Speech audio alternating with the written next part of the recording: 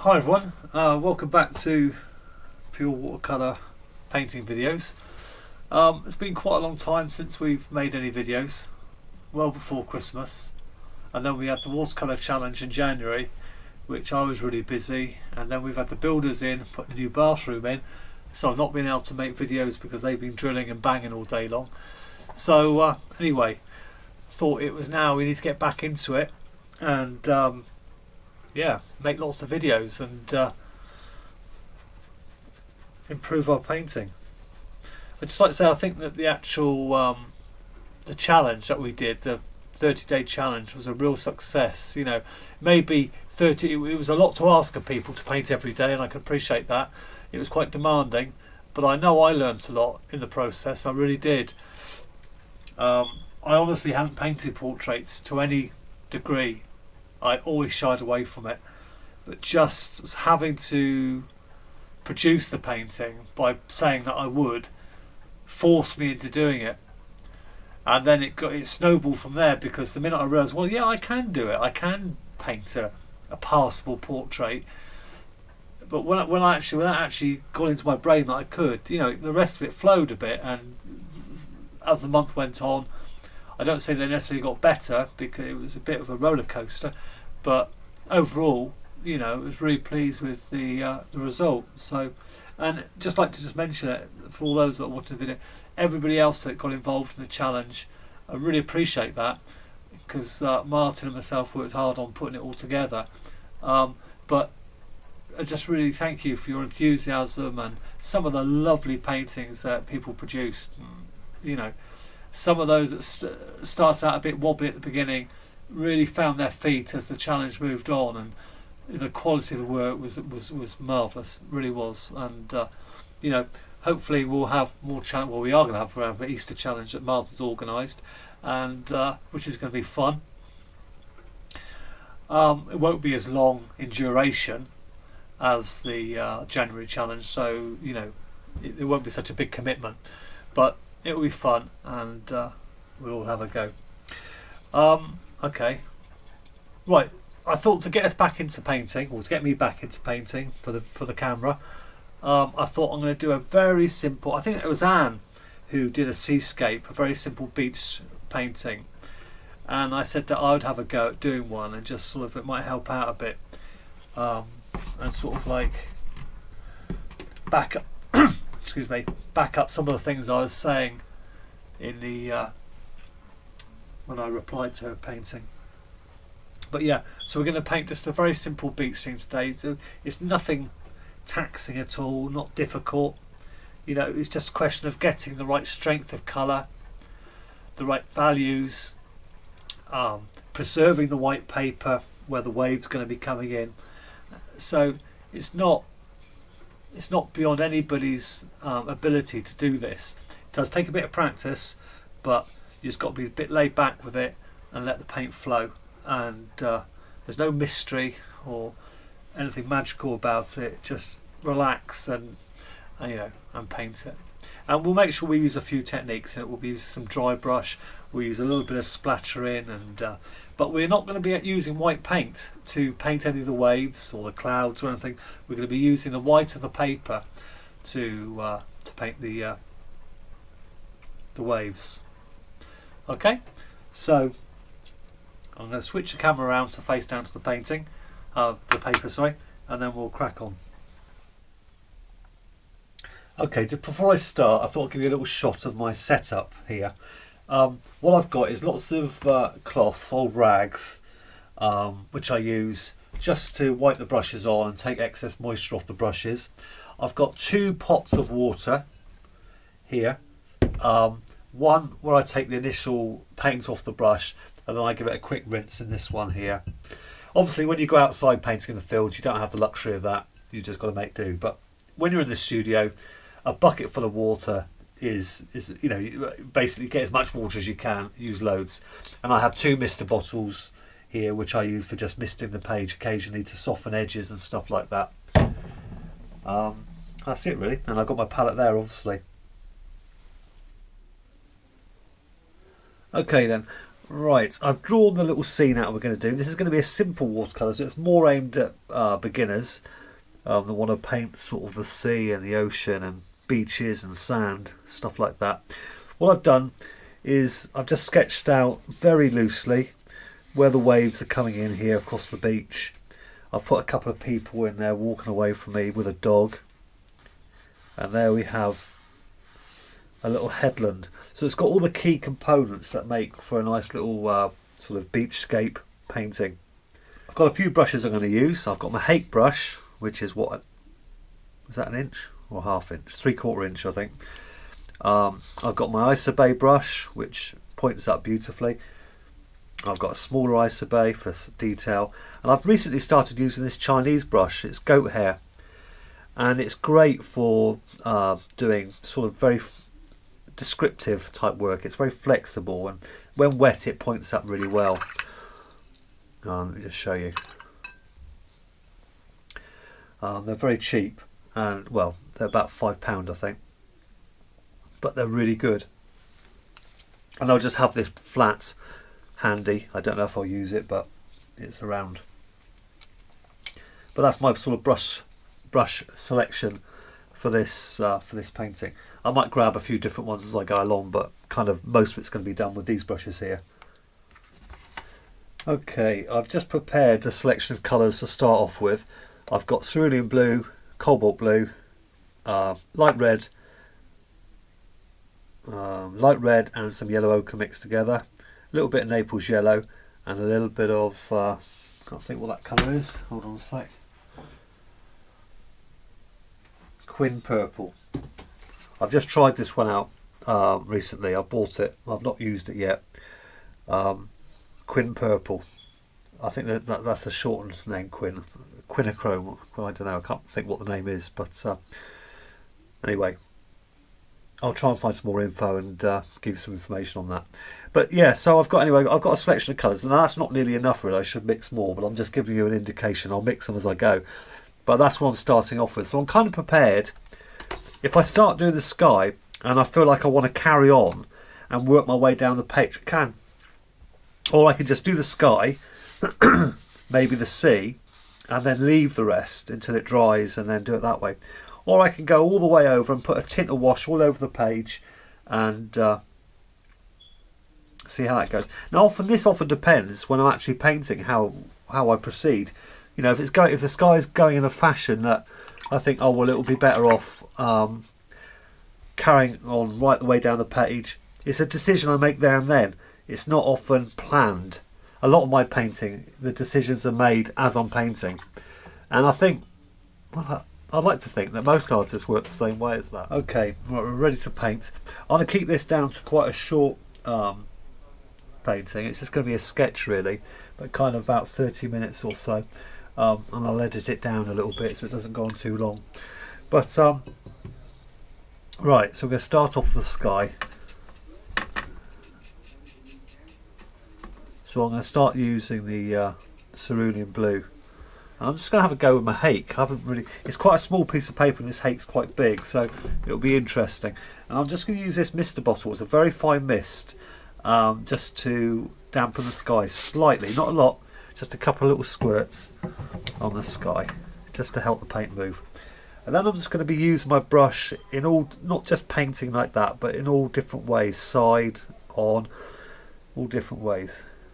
It's not dark enough, because you've got to remember the paint dries an awful lot lighter. So you want to get some nice rich colour on there, because you don't want paintings that look too wishy and washy. Okay.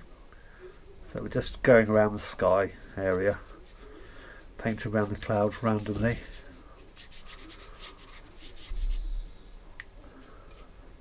And just where I misted it, it's just softening in places naturally. A little bit of cobalt just in that sky as well, just to vary the blue slightly. I'll take a little bit of the quinachrome, whatever it is, and just put some of that at the bottom, because as your sky goes down to the horizon, it becomes paler. and it gives that illusion of distance basically. So I'm going to take a bit more, now I'm going to paint in the cloud, and I'm just taking a warmish colours and a little bit of the blue, cobalt blue, just to paint the underside of the cloud. Go back to my fresh water.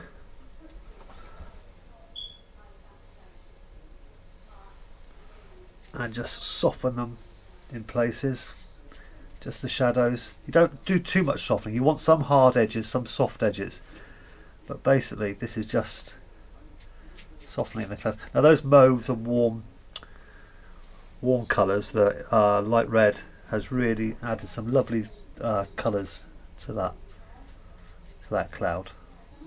And I might, just as that starts drying, I might go a little bit darker just at the bottom of the cloud, but it's like a nice cloud kind of just hanging there as they do over the sea. Right, so now I'm going to do my sea, and I've got to remember my waves, so I've got to keep those blue. So I'm going to treat the brush very lightly over the page, just skipping over the page.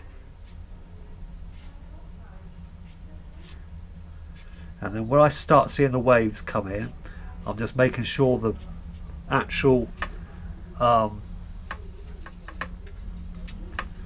brush picks up on the tooth of the paper, and I get that lovely broken edge. There's waves, a bit noisy outside, somebody's doing something.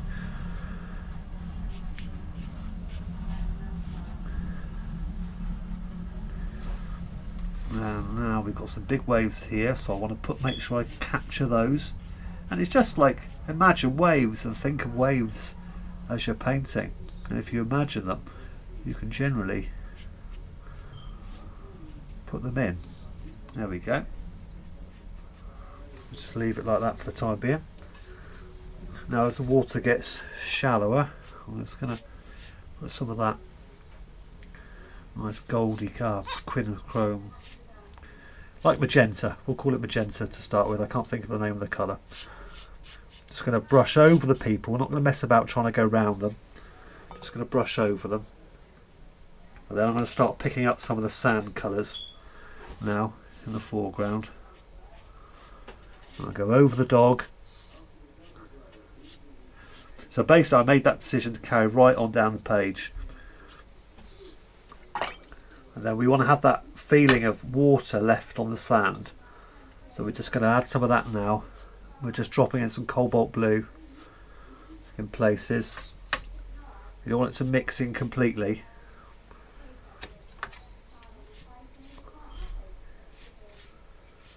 There we go. In a second, just as this dries, we're going to go back into this wash just with some stronger colour. So all this has been completed with this quite a big brush, and the paper is only what, 10 inches by 7 inches maybe, something like that. Right, bit of that. So I'm going to get myself a little bit of Naples yellow and a little bit of burnt umber, and I'm just going to strengthen the beach a bit. I'm going to add a little bit of that, a little bit of the magenta to it. And the blue sort of greys out slightly. But now that's going to be my first wash. So basically what we've done, we worked our way down the page, we've stained the whole page, we've knocked that, we've got rid of the white, that intimidating white look that the paper gives us, that we think, well God, we can't touch that. And we've tinted it with colour. We painted in the cloud. I'm just going to go back in the cloud actually. Well, like I said I would, with some cobalt blue, a little bit of the magenta, and some of the light red. I'm just going to stain, pick up the bottom of the cloud again, just as it's just in places. If you do it, if you leave it until it goes too dry, then it won't work. So I'll just let this soften itself there. Carry it off the page.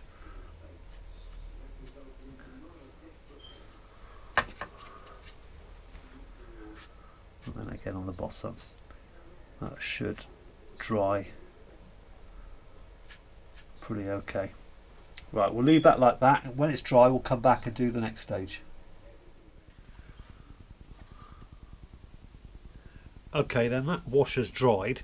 So basically what I want to do now is paint in this little headland in the distance here. And for that I'm going to use like varied washes. So what I've gone and done is I've mixed some lemon yellow with a little bit of cobalt blue there.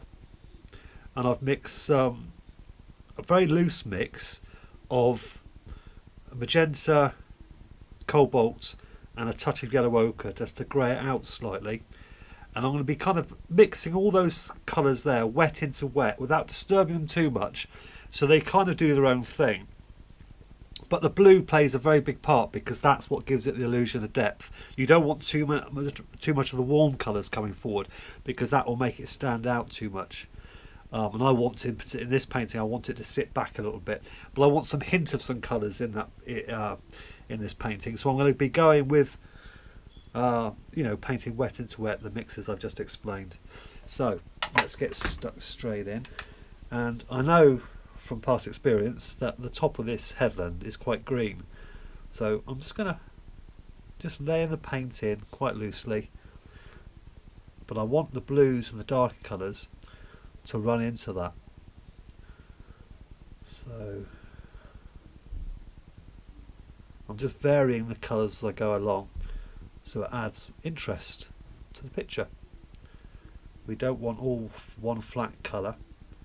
Now as it comes down to the rocks at the base, you start getting, it starts becoming darker basically.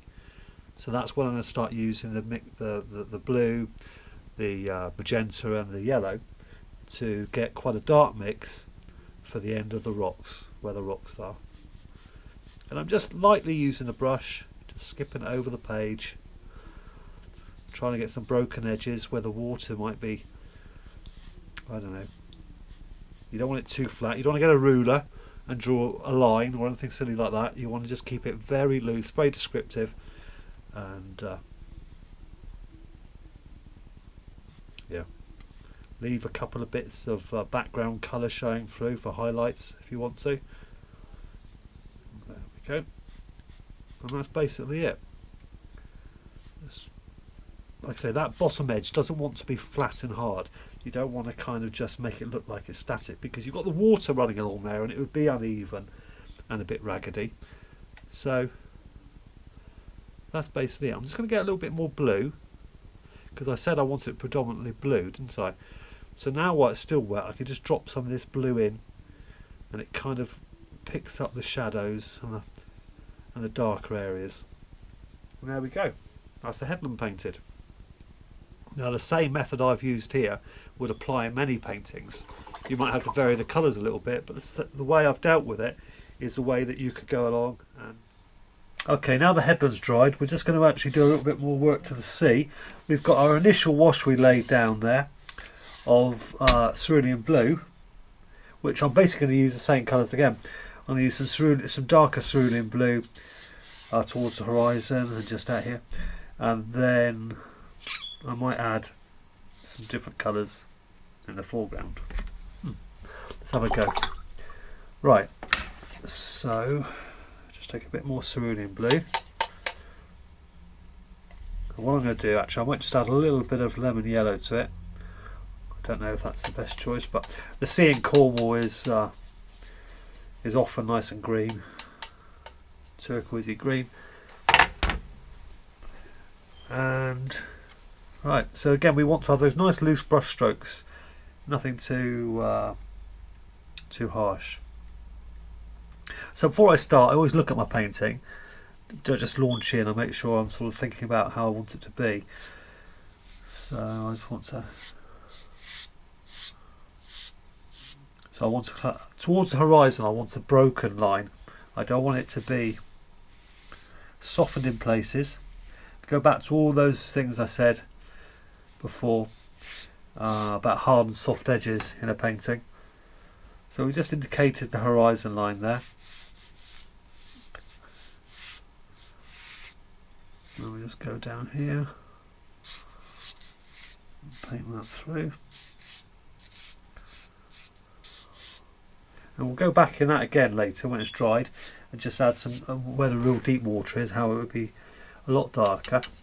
Now we want to, for the curl of the wave, to suggest the wave curling over, we need a darker wash. So I'm actually some really thick cerulean blue, and some yellow, and just a touch of crimson. Just makes it dark, a bit darker. And now we just want to skip this along where the waves are, just as they're breaking. And it's just like, you know, this is like being outside sketching. You're just suggesting the waves. We're not trying to paint everything in. We're not trying to get the exact curl of the wave, and this is a sketch. There we go. Let's just go towards the horizon a bit, because they just gently, and as I go out I'm making it slightly bluer. Okay, now I'm just going to suggest the deeper water out by the end of the rocks and stuff. For that I'm just using cobalt blue this time, and I'm just going to put a touch of crimson in it, just a little bit. So I've got like a purpley blue.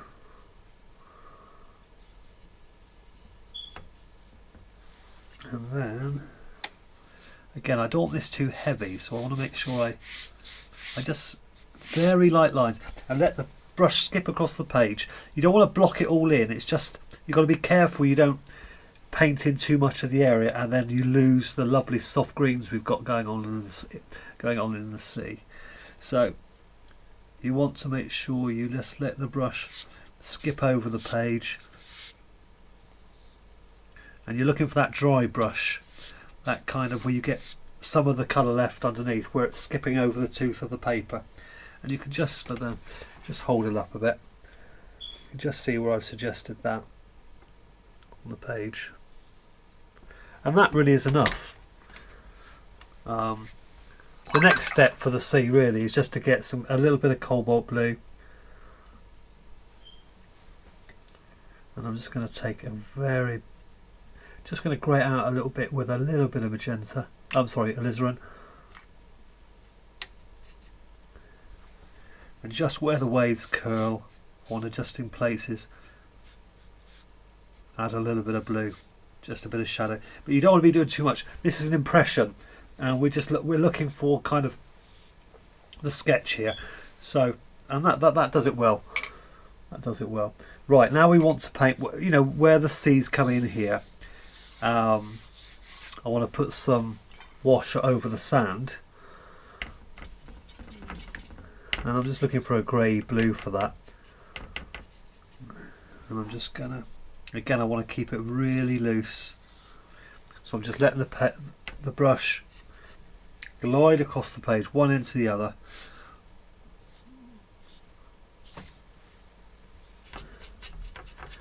And then just as that starts to dry in places, I'm just going to drop a little bit more colour in, just to add some interest. Now we'll go to the foreground, and I'm just taking a little bit more raw umber and Naples yellow, just a touch of cobalt blue to it. There's other colours you could use, so just creating some sort of sharp edges there, so you get that appearance of the little pools of water. There we go. And I'm not going to touch that anymore, that's enough. Now when that dries, we'll just do a little bit of splattering, pop the people in, sketch the dog in, very loosely silhouetted, and we've got a finished painting. Okay, now that's dried, we're just going to be getting a little bit of splattering. So I've just mixed a little bit of similar but darker colour to what we've got there, and I'm just flooding the brush with a mixture of colour. And I just use an old oil painting brush or acrylic brush I've got and just flick it on the page basically. So that just shows, you know, indicates bits of sand, gravel and stuff like that. And then in places I just soften with a damp brush some of the splattering. Right, all that's left to do is just pop the people in and their reflection, and that's done really. So just gonna a little dark splodge for their head. I'll do both people at the same time, and then I'll have some, I don't know, blue. Keep everything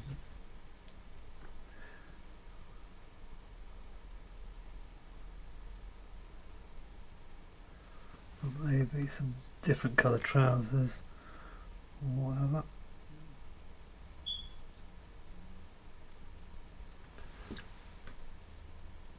Then I'll just carry that down into the reflection and the sand.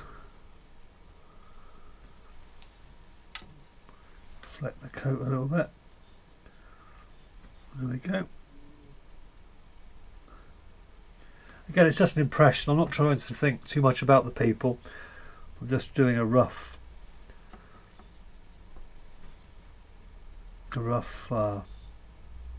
impression of them. And pointing to the dog maybe. He has some blue trousers.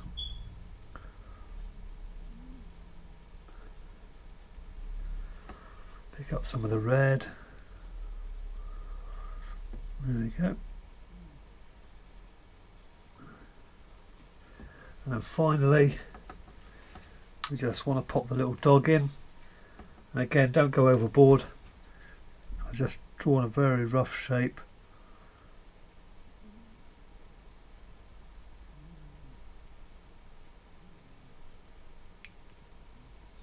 It's just an impression. And if I was out sketching, this is what it would be like. You know, it would be just like we are here.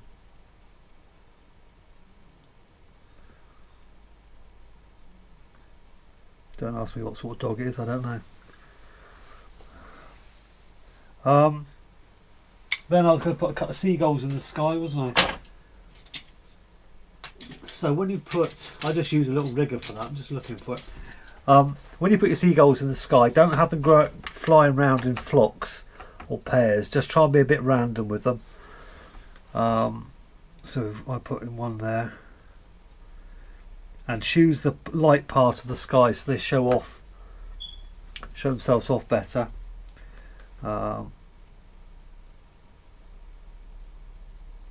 we go, that'll do. So they're just flying around. And that's it really. If you want to mess about a little bit more, you can. Draw a little bit of seaweed, but it's not really necessary. But there we go. So let's have a little look at it with the mount on.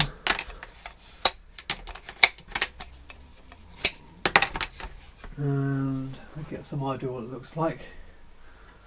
What have I done with the picture mounts? There it is.